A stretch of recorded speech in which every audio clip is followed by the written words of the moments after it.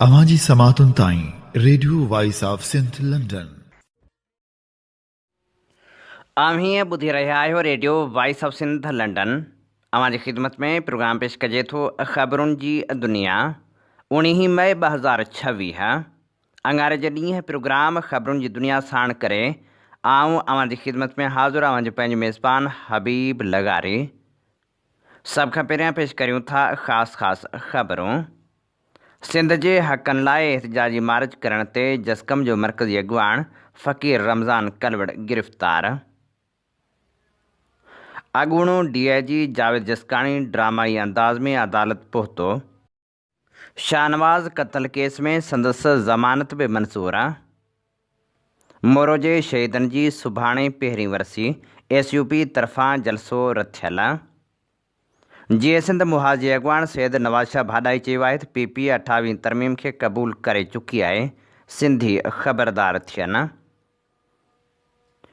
STP सरबराह doctor Qadir Maksi चयो आहे त वफ़ाक़ी पार्टियुनि जी एजेंडा में सिंध शामिल ई नाहे।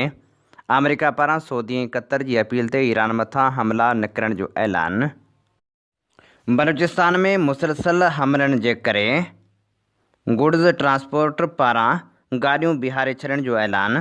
सिंधड़ी भरिसां पलांद में अगवा थियल निगरी ऐं 2 नारियूं बाज़ियाब न थियूं। हैदराबाद में नौजवान जी बाज़ियाबी लाइ धरणो। मोरे में नौजवान माजिद लगारी जे कातरनि जी गिरफ़्तारी लाइ एहतजाज। हाण पेश करियूं था तफ़सीली ख़बरूं। कमू शहीद वारे इलाइक़े में सिंध जे हक़नि लाइ एहतजाजी मार्च करण जे ॾोह में जस्कम जे मरकज़ी वाइस चेयरमैन फ़क़ीर रमज़ान कलवड़ खे गिरफ़्तार कयो वियो आहे। घोटगी मां फ़क़ीर रमज़ान कलवड़ ऐं संदसि साथियुनि खे गिरफ़्तार कयो वियो। ओबावड़ी थाणे ते फ़क़ीर रमज़ान कलवड़, जुनैद जलबाणी, वकार बोज़दार, नोमान मरणास, सनाउल्ला शेख समेत 43 ॼणनि ते FIR दाख़िल कई वई। जस्कम शहीद बशीर ख़ान कुरैशी पारां घोटगी में फ़क़ीर रमज़ान कलवड़ ऐं संदसि साथियुनि जी गिरफ़्तारी जी मज़मत कई वई। जस्कम शहीद बशीर ख़ान ज़िले घोटगी जे सदर खे पाबंद बणायो वियो त बिना देर गिरफ़्तार थियल समूरनि साथियुनि जी आज़ादी लाइ वकील साथियुनि सां गॾिजी संदन मालिकी कई वञे। जस्कम जे वाइस चेयरमैन फ़क़ीर रमज़ान कलवड़ जी गिरफ़्तारी ख़िलाफ़ खिपरे में एहतजाजी मुज़ाहिरो कयो वियो। जस्कम जे मरकज़ी प्रेस सेक्रेटरी आज़ाद कोंभर, जस्कम ज़िले अॻुवाण गनी कोंभर, माशूक देशी, यासिर अहमद, रमेश ऐं ॿिनि जी अॻुवाणी में GM नगर खां रैली कढी शहीद सूर्या बादशाह चौक ते एहतजाजी मुज़ाहिरो कयो वियो। उन मौक़े ते अॻुवाणनि मुतालबो कयो त फ़ौरी तौर ते फ़क़ीर रमज़ान कलवड़ खे आज़ादु कयो वञे। सिंध लाइ जाखोड़ींदड़ एडवोकेट इंद्रजीत लुहाणे चयो आहे त जस्कम अॻुवाण फ़क़ीर रमज़ान कलवड़ कंहिंजी अख लाइ कंडो पए थियो। संदसि गिरफ़्तारी सवालनि सां गॾु जवाब बि ॾियारे पई। सख़्त गर्मी में उबावड़ो ॾांहुं 18 किलोमीटर पंध रैली ॾिसी रियासत सां गॾोगॾु साड़ेला बि सड़िया हूंदा। फ़क़ीर रमज़ान कलवड़ जी गिरफ़्तारी जी सख़्त लफ़्ज़नि में मज़मत करियूं था। ओबावड़ो थाणे ते फ़क़ीर रमज़ान कलवड़, जुनैद जलबाणी, वकार बोज़दार, नोमान ऐं साथियुनि ते FIR दाख़िल थियण जी कोर्ट में वकील मालिकी कंदा। फ़क़ीर रमज़ान कलवड़ अकेलो नाहे, सिंध जो शहूर फ़क़ीर सां गॾु आहे। गिरफ़्तारी बाद थाणे ते मीडिया सां ॻाल्हाईंदे फ़क़ीर रमज़ान कलवड़ चयो त मार्च कयो आहे, उन जे करे जेको आहे सो पुलिस गिरफ़्तार कयो आहे। ही रियासती दहशतगर्दी आहे जेको पुरअमन सिंध जे आशिकनि खे, मालिकनि खे पंहिंजे धरती जी वारसी जे इल्ज़ाम में गिरफ़्तार कनि था। इहो मसइलो न आहे। हिते चोर ऐं धाड़ेल रौटी कचे जा जेको आहे सो प्रोटोकॉल में आहिनि, पर सिंध जे आशिकनि खे गिरफ़्तार कयो वञे थो। उहो मसइलो न आहे। सॼी सिंध पुरअमन एहतजाज करे ऐं ही जेका दादागिरी ऐं ॾाढा उहो कॾहिं बि बर्दाश्त न कंदासीं। पुलिस हिन वक़्त ॿुधायो न आहे, पर असांजा कारकुन उबाड़े में डॉक्टर शाहनवाज़ क़त्ल केस जो मुख्य जवाबदार अॻूणो DIG जावेद जसकाणी अदालत में ड्रामाई अंदाज में पेश संसद ज़मानत बि मंजूर कई वई। अॻूणो DIG जावेद जसकाणी बिना कंहिं रंडक जे कोर्ट पहुतो। SSP पिण अहिड़े अंदाज में गॾु हो ॼण हू प्रोटोकॉल ॾींदो हुजे जॾहिं त ज़मानत बि मंजूर कई वई। सियासी समाजी तनज़ीमुनि पारां जावेद जसकाणीअ जी ज़मानत मंजूर थियण ते तनक़ीद कई पई वञे। वाइड सिंधी कांग्रेस पारां चयो वियो आहे त 2 साल डॉक्टर शाहनवाज़ कुंभर जे क़त्ल में मुलविस रूप पोषियो ऐं पाकिस्तान जी अदालत खेसि ज़मानत ॾेई छॾी। हीअ अॾोही खाधल समाज ऐं अदालती निज़ाम डॉक्टर जे क़त्ल खे लोढ़णु चाहिनि था। इंसानी हक़नि लाइ जा खोड़ींदड़ सोरठ सिंधू चयो त सिंध में इंसाफ़ हिकु मज़ाक़ बणिजी चुको आहे, ख़ासि तौर ते सिंधी माण्हुनि लाइ। हिन रियासत ऐं संसददारनि खे सिंधियुनि जो दर्द आवाज़ ऐं हक़ हिकु गुनाह लॻे थो। फ़क़ीर रमज़ान कलवड़ ऐं वक़ार बोज़दार जेके सिर्फ़ु सिंधी अवाम जे दर्द ऐं ज़ुल्मनि ख़िलाफ़ आवाज़ उथारण जे जुर्म में सज़ा भोॻे रहिया आहिनि, उन्हनि खे बेरहमी सां गिरफ़्तार कयो वियो। पर ॿिए पासे मज़हबी इंतापसंदी ऐं दहशतगर्दी जी हिमायत कंदड़ अनसर खे मुकमिल तहफ़ुज़ ऐं रिआयतूं ॾिनियूं वञनि थियूं। हीअ ॿिटो मयार इंसाफ़ जे निज़ाम ते सवाल उथारे थो। अॻूणे DIG जावेद जसकाणी खे कोर्ट ताईं बग़ैर कंहिं रोक टोक जे पहुचाए वियो। SSP तरफ़ां मुकमिल प्रोटोकॉल ॾियण सां वाज़े थिए थो त इन रियासत खे सिंध में मज़हबी इंतापसंदी खे हथी ॾियण में घणी दिलचस्पी आहे। हिन खे को बि ख़ौफ़ नाहे, को बि एहतसाब नाहे, छो जो हीउ निज़ाम जो लाड़ो आहे। डॉक्टर शाहनवाज़ कुंभर जे केस में जंहिं शख़्स खे अदालत रूपोश करार ॾिनो हो सो रूपोश किथे हो? हू अदालत में हाज़िर थियो, ज़मानत वठी आज़ादु थी वियो। हीअ केॾी वॾी साज़िश आहे। पर जेकॾहिं को सिंधी माण्हू पंहिंजे क़ौमी हक़नि लाइ आवाज़ु उथारे थो त खेसि फ़ौरी तौर ते जेल या ॿियूं सज़ाऊं बर्दाश्त करणियूं पवनि थियूं। हीउ निज़ाम सिंधियुनि लाइ इंसाफ़ न पर हिकु तंज़ आहे। सिंधी माण्हू पंहिंजे आवाज़ खे बुलंद कंदा। मोरो सान्हे जे शहीदनि जी सुभाणे वरसी मल्हाई पई वञे। पहिरीं वरसीअ जे मौक़े ते SUP पारां एहतजाजी जलसे जो ऐलान कयल आहे। सुभाणे रथियल जलसे में सिंध यूनाइटेड पार्टीअ जो मरकज़ी सदर सैयद ज़ैन शाह अॻवानी कंदो।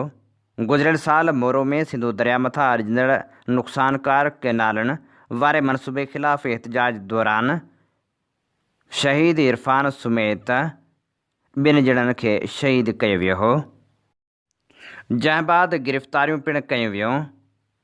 जॾहिं त गिरफ़्तार थियल ॻोठाणा अञा ताईं आज़ादु थी न आहिनि सघिया।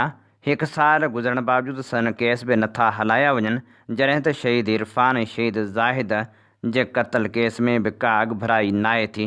न वरी हुकूमत क़त्ल केस हलाइण लाइ तयारु आहे।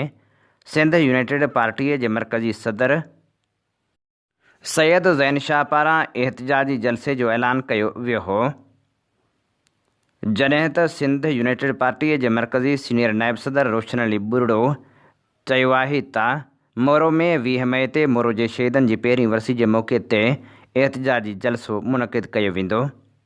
प्रेस कॉन्फ्रेंस कंदे रोशन अली बुरड़े चयो त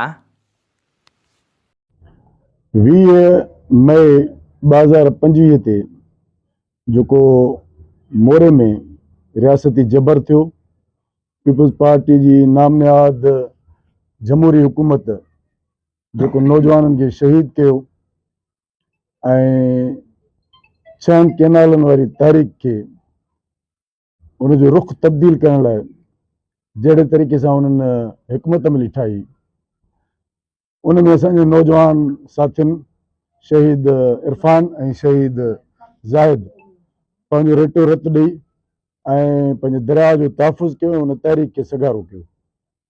उन यादि खे ताज़ो करण लाइ ऐं उन तहरीक खे ज़िंदा रखण लाइ, छाकाणि त असां सम्झूं था त दरियाए सिंध ते सिंध दुश्मननि जी बद नज़र आहे ऐं उहे जेके कैनाल सिंधू दरिया मां कढण लाइ जेका उन्हनि रिथाबंदी कई ऐं साज़िश हुई, उन ते अञा ताईं वफ़ाक़ी हुकूमत ऐं पंजाब हुकूमत बज़द आहे। उन करे असां उन यादि खे ताज़ो कंदा रहंदासीं ऐं पंहिंजे दरिया जो तहफ़ुज़ कंदा रहंदासीं। उन करे 20 मई असांजो क़ौमी शहीदनि जो ॾींहुं आहे, जंहिंखे मल्हाइण जे लाइ सिंध यूनाइटेड पार्टी जे सदर साईं ज़ैन शाह, तव्हां मोरे जे सहाफ़ियुनि खे यादि हूंदो त मोरो मुतासिर दोस्त जिन जा भाउर साथी उन्हनि जा पुट जेके बेगुनाह जेलनि में पिया आहिनि, उन्हनि जी माउरुनि भेनरुनि जे साम्हूं मोरो प्रेस क्लब ते साईं ज़ैन शाह उन्हनि सां वाइदो कयो त जेसीं ताईं इहे बेगुनाह कैदी आज़ादु न थींदा या मोरो जे शहीदनि जे खून सां इंसाफ़ न थींदो, तेसि ताईं असां इहे तारीख़ जारी रखंदासीं ऐं 20 मई ते मोरे में असां शानदार जलसो कंदासीं। उन सिलसिले में 20 मई ते मोरे में असां तारीख़ी जलसो करे रहिया आहियूं। पुरअमन सियासी जलसो हूंदो, जंहिंजो मक़सदु मोरो जे बेगुनाह जेके कैदी हिन वक़्त ताईं जेल में आहिनि उन्हनि खे आज़ादु कराइणु ऐं बेगुनाह शहीद जेके थिया आहिनि उन्हनि जे खून सां इंसाफ़ करण लाइ हीउ जलसो थी रहियो आहे। बलूचिस्तान में जबरी गुमशुदगियुनि जो सिलसिलो जारी आहे। बलूचिस्तान जे तुर्बत वारे इलाइक़े मां हिकु ॼणे खे जबरी तौरु खंभे गुम कयो वियो, जॾहिं त पंजगोर मां लापता कयल नौजवान बाज़ियाब थी वापसि पहुची वियो आहे। केच वारे इलाइक़े जो रहवासी मोहम्मद ईसा जबरी तौरु खंभिजी वियो। मोहम्मद ईसा गॾियल अरब अमारात में ड्राइवर तौरु कमु कंदो आहे। 23 अप्रैल 2026 ते हूअ वापसि आयल हो, जॾहिं त खेसि खंभे गुम कयो वियो आहे, जॾहिं त ॿिए पासे पंजगोर जे इलाइक़े मां करीम वल्द अब्दुल शकूर बाज़ियाब थी घर पहुची वियो आहे। यादि रहे त अब्दुल शकूर खे 2 अप्रैल 2026 ते जबरी तौर ते खंभे गुम कयो वियो हो। बलूचिस्तान में मुसलसल हमलनि ख़िलाफ़ गर्ड्स ट्रांसपोर्ट एसोसिएशन पारां लोडिंग बंदि करे गाॾियूं बीहारण जो ऐलान कयो वियो आहे। एहतजाज कंदे ट्रांसपोर्टरनि जो चवणु हो त मुसलसल हमला थी रहिया आहिनि, जंहिंजे करे गैर महफ़ूज़ बणिजी विया आहियूं। हुकूमत तहफ़ुज़ ॾियण में नाकाम थी वई आहे, जंहिंजे करे एहतजाज तौरु असां गाॾियूं बीहारण जो ऐलान कयो आहे। मीरपुर ख़ासि ऐं जामशोरे ज़िलनि सां तालुक़ु रखंदड़ मुख़्तलिफ़ सियासी पार्टियुनि जे 112 कारकुननि सिंध तरक़ी पसंद पार्टी में शमूलियत जो ऐलान कयो। नवनि शामिल थियल कारकुननि जी हल्फ़ बरदारी तक़रीब हैदराबाद में मुनक़िद कई वई, जंहिंखे ख़िताब कंदे डॉक्टर कादर मक्सी चयो त सिंध अंदरि मौजूदु तबाही, बेरोज़गारी ऐं बदहाली जा ज़िम्मेवार जागीरदार ऐं हुक्मरान आहिनि, जेके पंहिंजे ज़ाती मुफ़ादनि ख़ातिर सिंध जे क़ौमी मुफ़ादनि ते सौदेबाज़ी कंदा रहिया आहिनि। हुन चयो त पोरियत ऐं वर्किंग क्लास जेसि ताईं पंहिंजी नुमाइंदगी पाण न कंदो, तेसि ताईं संदसि ज़िंदगी में का बि हक़ीक़ी तब्दीली न ईंदी। डॉक्टर कादर मक्सी चयो त सिंध तरक़ी पसंद पार्टी पोरियत हारी, मज़दूर ऐं महिनत कश तबिके जी निजात जी सियासत करे रही आहे। असां इक़्तिदार जे ऐवाननि में जागीरदारनि बदिरां पोरियत तबिके जे ॿारनि खे ॾिसणु चाहियूं था। हुन वधीक चयो त पीपी समेत वफ़ाक़ी पार्टियुनि जी एजेंडा में सिंध शामिल न आहे ऐं उहे सिर्फ़ु वॾेरनि ऐं जागीरदारनि जे ज़रिए सिंध ते हुक्मरानी करणु चाहिनि था। सिंध जे वसीलनि जो इतिसाल करे रहियूं आहिनि। हुन सिंध पब्लिक सर्विस कमीशन में मुबैना बेज़ाब्तियुनि ते ॻणिती ज़ाहिर कंदे चयो त नौजवान ॾींहुं राति महिनत कनि था, सन वालदेन पंहिंजे ॿारनि जे मुस्तक़बिल लाइ सख़्तियूं बर्दाश्त कनि था, पर हुक्मरान पंहिंजे कामरनि वसीले रिश्वत ऐं सिफ़ारिश ते नौकरियूं ॾेई नौजवाननि जा हक़ गज़ब करे रहिया आहिनि। STP नौजवाननि जी जाइज़ जदोजहद जी मुकमल हिमायत करे थी। हुन कारकुननि खे हिदायत कई त हूअ सिंध जे हर घर ऐं हर पाड़े ताईं वञी आवाम में सियासी सुजागी पैदा कनि। ईंदड़ बल्दियाती चूंडनि लाइ अॼु खां तयारियूं शुरू कनि त जीअं वार्ड सतह ताईं जागीरदारनि ऐं भोतारनि जो मुक़ाबिलो करे सघिजे।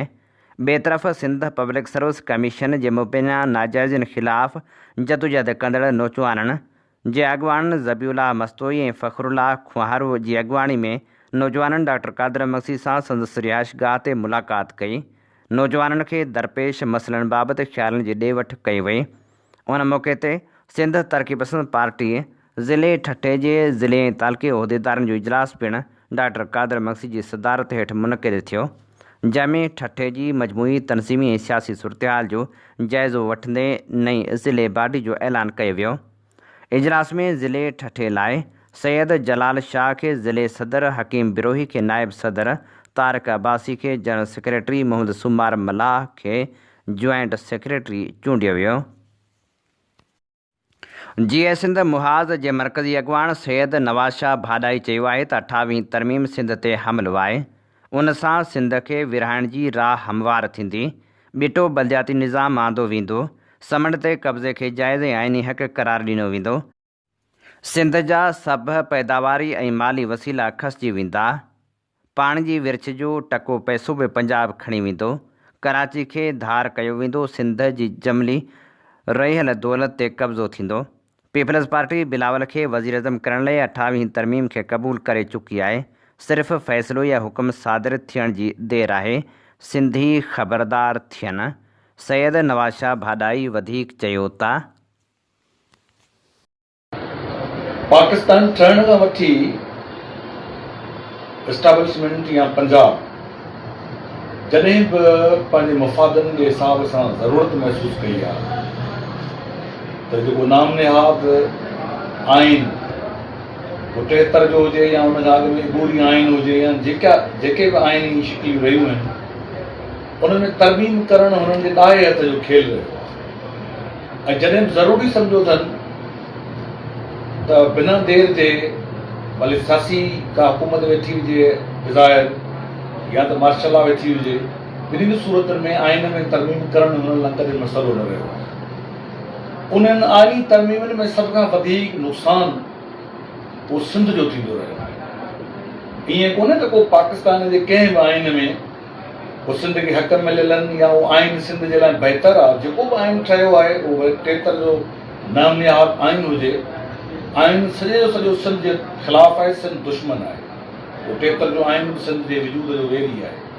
पर उन में जेके अमेंडमेंट्स थियनि थियूं, जेके तरमीमूं थियनि थियूं, उहे अञा वधीक इन करे ख़तरनाक हूंदियूं आहिनि त उन में तकड़ा फ़ैसिला ऐं तकड़ा हमला सिंध जे मथां कया वेंदा आहिनि। गुजराई में पीपल्स पार्टी इंतहाई शफ़क़त सां ऐं महिरबानी सां पंजाबी एस्टेब्लिशमेंट खे 6वीं ऐं 27वीं तरमीमूं पास करे ॾिनियूं, जंहिंजो सिंध खे नुक़सानु थियो, अदालती निज़ाम सॼो ख़तमु थी वियो, पीका एक्ट हाणे मीडिया खे कंट्रोल कयो वियो, सभु कुझु सिंध जे हथनि मां हलियो वियो आहे। हाणे 28वीं तरमीम ईअं सम्झो अचे पई। ही ॻाल्हियूं ईअं कोन्हे त रुॻो ख़बरूं आहिनि ऐं तबसरा आहिनि, पर इस्लामाबाद जी गर्मी ऐं एस्टेब्लिशमेंट नवाज़ जेके दानिश्वर आहिनि उन्हनि जा तजिया, मीडिया जी जेका ॻाल्हि ॿोल आहे, रोज़मर्रा जा जेको कुझु पढ़ूं था, जो कुझु ॿुधूं था, जो कुझु बाख़बर ज़रियनि खां मालूम थी रहियो आहे।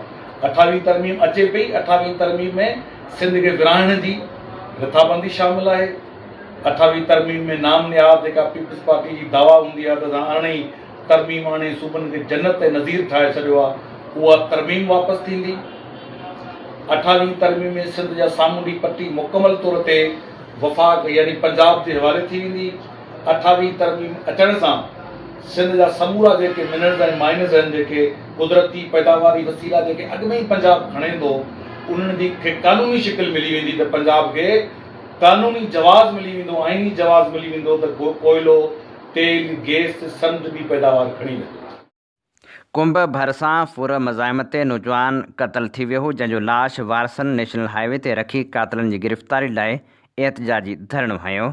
नौजवान ग़ुलाम मुस्तफ़ा बुगटीअ जे क़तल ख़िलाफ़ वारसनि एहतिजाजी धरणो हणी नारेबाज़ी कई। उन मौक़े ते पुलिस पहुची यकीन ॾियारियो त वाक़े में मुलिस जवाबदारनि खे 24 कलाकनि अंदरि गिरफ़्तार कयो वेंदो। अहिड़ियुनि ख़ातिरनि बाद एहतिजाजी धरणो ख़तमु कयो वियो। ज़ुल्फ़कार अली भुट्टो जूनियर HIV जे मरीज़नि जी हयाती बचाइण लाइ सरगर्म थी वियो। ज़ुल्फ़कार अली भुट्टो जूनियर लाड़काणे जी सिविल अस्पताल में क़ाइमु HIV सेंटर ऐं शेख ज़ैद वुमेन अस्पताल जो दौरो कयो, जिते हुन डॉक्टरनि सां मुलाक़ात कई। डॉक्टर अनिला इसराणी, डॉक्टर अफरोज़ वगण खेसि तोहफ़ा ॾिना। उन मौक़े ते मीडिया सां ॻाल्हाईंदे ज़ुल्फ़कार अली जूनियर चयो त लाड़काणे जी शेख ज़ैद वुमेन अस्पताल जे लेडी डॉक्टरनि केतिरनि ई मासूम ॿारनि जो हयातियूं बचाइण लाइ इलाजु कयो। पाकिस्तान में आम माण्हू HIV जे मर्ज़ जे इलाज खे मुफ़्त में हासिल करे सघे थो। सिंधड़ी भरिसां पलांद में अगवा कयल निगरी ऐं 2 नारियूं बाज़ियाब न थियूं। ॿ ॾींहं अॻु दिलबर महर थाणे जी हद ॻोठ अबूबकर जुणेजो ते 3 खां वधीक हथियारबंदनि हमिलो कयो।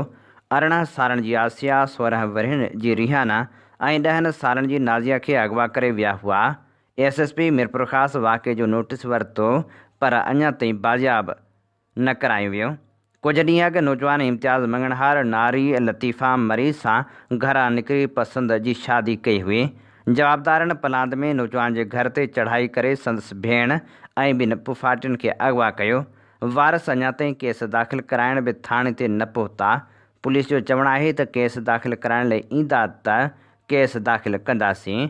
सिराणी जे ॻोठ बसर ॻाढ़ेपोटो जे रहिवासी मसमात मारवी ऐं संदसि मुड़ुसु मोहम्मद हसन प्रेस क्लब सिराणी ते एहतजाज कंदे चयो त संदन भाउ मोहम्मद सुमार, शम्स हजाम, अकरम शाह संदन कपिड़ा ऐं क़ीमती सामान चोरी करे विया आहिनि।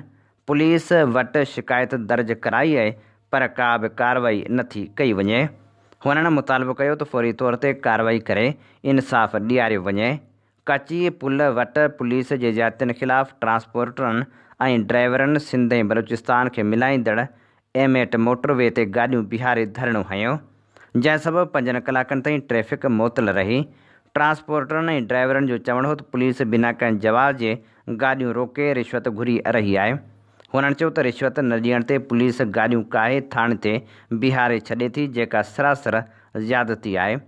पुलिस ज़्यादतियुनि जो नोटिस वठी मुलविस अमले ख़िलाफ़ कार्रवाई कई वञे। नओं दुंबालो में STP अॻवाननि पारां महांगाई ख़िलाफ़ एहतजाजी धरणो हंयो वियो। नओं दुंबालो में STP अॻवाननि मोहम्मद हनीफ़ जट, मलिक मोहम्मद गिशकोरी, महबूब लुंड ऐं बचल कुंभार जी अॻवानी में एहतजाजी मुज़ाहिरो कयो। उन मौक़े ते अॻवाननि चयो त हुकूमत रोज़ु महांगाई में इज़ाफ़ो करे ग़रीब तबिके खे पीड़े रही आहे। बेरोज़गार महांगाई जे करे रोज़ आपघात जा वाक़िया थियनि था। मुल्कनि में पेट्रोल सस्तो मिली रहियो आहे। असां वटि रोज़ पेट्रोल जे अघनि में वाध करे महांगाई में इज़ाफ़ो कयो पियो वञे। ॿियो त तालीम पिणु तबाह थी रही आहे। केतिरा ई स्कूल बंदि आहिनि जिन खे खोलियो वञे।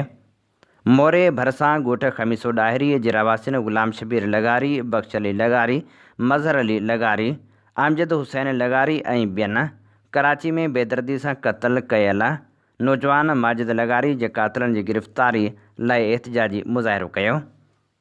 उन मौक़े ते वारसनि चयो त हिकु हफ़्तो अॻु असांजे नौजवान खे ट्रालर हलाईंदड़नि बेदर्दी सां क़त्ल करे छॾियो, जंहिंजो केस कराची जे कोरंगीअ जे शरीफ़ाबाद थाणे ते दाख़िल थियल आहे, जंहिंमें ॻोठ हाजी गाज़ी जा रहिवासी मुज़हर उर्फ़ मज़ू लगारी, अकरम उर्फ़ अकरू, गुल मोहम्मद ऐं हिकु औरत किरन फातिमा ऐं ॿिया शामिल आहिनि। पर हिन वक़्त ताईं हिकु बि जवाबदार गिरफ़्तार नाहे कयो वियो, जंहिं करे दीदा दलेरी सां जवाबदार घुमी रहिया आहिनि। हुननि मुतालबो कयो त कातिलनि खे फौरी तौरु गिरफ़्तार करे इंसाफ़ ॾियारियो वञे। हैदराबाद में छलगरी थाणे जी हद ॻोठ मेवो हजाणो जे रहिवासी खोसा बिरादरी जे औरतनि ऐं मर्दनि मुबीना गुम थियल नौजवान जी बाज़ियाबी ऐं मुबीना कूड़ा केस दाख़िल थियण ख़िलाफ़ अली नवाज़ खोसो ऐं ॿिनि जी अॻवानी में हैदराबाद प्रेस क्लब साम्हूं एहतजाजी मुज़ाहिरो कयो। उन मौक़े ते हुननि चयो त संदन नुंहुं अमीना पाण ते कारतूसी पिस्टल सां फायर करे आपघात जो ड्रामो कयो, जॾहिं त कारतूसी पिस्तौल बि संस भाउ आणे ॾिनो हो, जंहिंजो इल्ज़ाम असां मथां हणी कूड़ो केस दाख़िल कयो वियो आहे। उन मौक़े ते हुननि मुतालबो कयो त संस पुट जी गुमशुदगी जी जांच कराए पुट खे बाज़ियाब करायो वञे ऐं कूड़ा केस बि ख़तमु कया वञनि। लाड़काणे भरिसां ॻोठ आकल में क़त्ल थियल ॿार जे खून सां इंसाफ़ न थियण ख़िलाफ़ वारस औरतनि ऐं मर्दनि एहतजाजी मुज़ाहिरो कयो।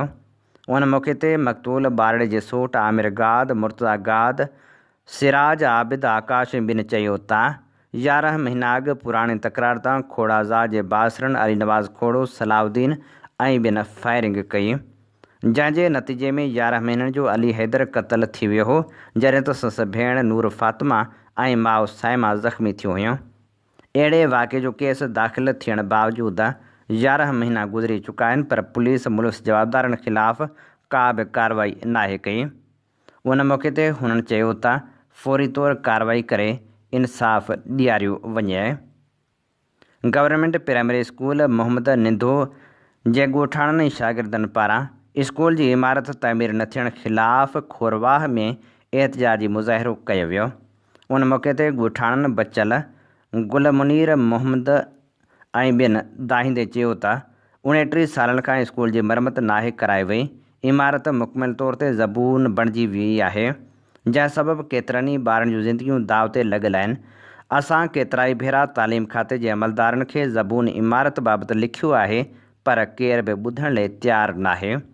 हुन मुतालबो कयो त फौरी तौर ते नोटिस वठी इमारत नए सिर तामीर कराइण लाइ क़दम खयां वञनि। पीर वसण में गुज़िरियल 25 सालनि खां अली बहर वाह मोजाई शाख ऐं पीर वसण मैनर में पाणी जी खोट ख़िलाफ़ आबादगारनि, सिविल सोसाइटी जे अॻवाननि ऐं इलाइक़े वासियुनि ख़ैर मोहम्मद आमिर, मीर मोहम्मद शर, ज़ाहिद अली राजपर ऐं ॿियनि जी अॻवाणी में सईद पेट्रोल पंप खां पैदल रैली कढी प्रेस क्लब पीर वसण जे अॻियां एहतजाजी मुज़ाहिरो कयो वियो। उन मौक़े ते आबादगारनि एहतजाज कंदे चयो त अली बहर वाह मोजाई शाख पीर वसण मैनर जी पुछड़ी जे हिसे जो पाणी इरिगेशन अमलो इंजीनियर SDO सर्वेयर ऐं दारोगो मिली भगत करे मुंड जे बासरनि खे विकिरो करे छॾनि था। पुछड़ी में पाणी जी हथरादू खोट करे असां सां ज़ुल्म कयो वियो आहे। उहे असांजूं 4 देहूं गैराबाद थी वियूं आहिनि। पाणीअ जो विकिरो कंदड़ अमलदारनि ख़िलाफ़ फौरी तौर ते कार्रवाई कई वञे ऐं असां सां इंसाफ़ कयो वञे। शहदादपुर में कामरेड साहिबरीनो पठान स्टडी सर्कल थी गुज़रियो, जंहिंमें लेखक डॉक्टर सिकंदर मुग़ल जे किताब समाजनि जी उथल पुथल जो ख़ुलासो पेश कयो वियो, जंहिंमें इंसानी समाजनि खे बदिलाईंदड़ इनकलाबनि जो मुख़्तसर ख़ाको ऐं ज़रई इनकलाब ते ॻाल्हायो वियो। सनती इनकलाब जूं हिन किताब में ॾिनल दर्जाबंदियूं पिणु पेश कयूं वियूं। स्टडी सर्कल में अज़हर पठान, दानिश पठान, ख़ादिम लाखो, आगा निज़ामाणी, असदुल्ला असद संजराणी, फज़ल माछी, मोहम्मद ईदन नाइच, असलम ख़ास खेली ऐं अली नवाज़ काज़ी निज़ामाणी शिरकत कई। जॾहिं त स्टडी सर्कल में शिरकत कंदड़नि पंहिंजी राय पिणु ॾिनी। इंसान जी इर्तिका बाबति वीडियो पिणु ॾेखारी वई, जंहिंमें इंसान जो 2 पेरनि ते बीहणु, इंसानी गारनि ऐं वणनि ते रहणु, पोइ पथर मां औज़ार ठाहिणु, बाहि जो इस्तेमालु करणु, अफ्रीका मां हिजरत करे एशिया ॾांहुं लॾपलाण करणु पिणु शामिल हुआ। आख़िर में सवालनि जा जवाब अली नवाज़ काज़ी निज़ामाणी ॾिना। वारहे जे ॻोठ गुल बुरड़ो में पुलिस चढ़ाई करे घर मिसमार कया, जॾहिं त औरतनि पाक किताब खणी पुलिस ख़िलाफ़ एहतजाजी मुज़ाहिरो कयो। मक़तूल नूरुद्दीन बुरड़ो जे क़त्ल केस में पुलिस कार्रवाई कई, जंहिं ख़िलाफ़ औरतनि ऐं ॿारनि पारां एहतजाज कयो वियो ऐं पुलिस ख़िलाफ़ दाहियो वियो। आशिल ख़ातून ऐं ॿियनि दाहींदे चयो त पुलिस कार्रवाई दौरान चइनि घरनि खे मिसमार करे छॾियो आहे। घरनि में पियल समूरो सामान पिणु पुलिस खणी वई आहे। मक़तूल नूरुद्दीन बि मुंहिंजो न्याणो हो, जंहिं मथस फायरिंग करे क़त्ल कयो हो, उहो बि मुंहिंजो न्याणो आहे। असांजी कातिल सां का बि हमदर्दी नाहे। कातिल खे गिरफ़्तार कयो वञे, पर असां ख़िलाफ़ कार्रवायूं बंदि कयूं वञनि। कुबे सईद ख़ान जो ॻोठ 15 सालनि खां सहूलियतुनि खां महरूम बणियलु आहे। ॻोठ रुस्तम अली जा रहवासी पको रोड, सोलर सिस्टम ऐं स्ट्रीट लाइटुनि जी खोट सबबि परेशान आहिनि। ॻोठाणनि दाहींदे चयो आहे त चूंडियल निमेदनि मुकमिल तौर ते ॻोठ खे नज़रअंदाज़ करे छॾियो आहे। ॻोठ में का बि सहूलियत नाहे ॾिनी वई, न वरी के तरक़ियाती कम कराया विया आहिनि। हुननि मुतालबो कयो त फौरी तौर ते ॻोठ में तरक़ियाती कम कराया वञनि। मीरपुर बठोरे जी जाफ़रा शाख जी खाटी नाहे थी। आबादगारनि जे मुसलसल एहतजाज बावजूदि खाटी लाइ इंतिज़ामिया पारां के बि क़दम नाहिनि खयां विया। बठोरे जी जाफ़रा शाख जी खाटी न थियण ख़िलाफ़ आबादगार सरापा एहतजाज बणियल रहिया आहिनि, पर उन बावजूदि एहतजाज जो को बि नोटिस नथो वरितो वञे। आबादगारनि जो चवणु आहे त फसलनि खे नुक़सान ई सवें एकड़ ज़मीन मुतासिर थियण जो ख़दशो आहे। हुननि चयो आहे त इख़्तियारियूं नोटिस वठनि ऐं शाख जी खाटी कराई वञे। उमरकोट में बेवह औरत लेबर जमादार ख़िलाफ़ एहतजाज कयो। कणक जे लाबार जी मज़दूरी ऐं 30 मण कणक न मिलण जो इल्ज़ाम हयो। सुमरी कोल्हण जो चवणो त लेबर जमादार भोजू कोल्ही धमकियूं ॾेई रहियो आहे। हुन चयो त नोटिस वठी असां सां इंसाफ़ कयो वञे। ही असीं अवां जी ख़िदमत में पेश करे रहिया हुआसीं ख़बरूं। इन ते प्रोग्राम ख़बरुनि जी दुनिया जो वक़्तु पुॼाणी ते पहुचे थो। पंहिंजे मेज़बान हबीब लगारी खे ॾींदा इजाज़त। जॾहिं पेर तेॾहिं ख़ैर। अवां जी समातुनि ताईं radio voice of Sindh London.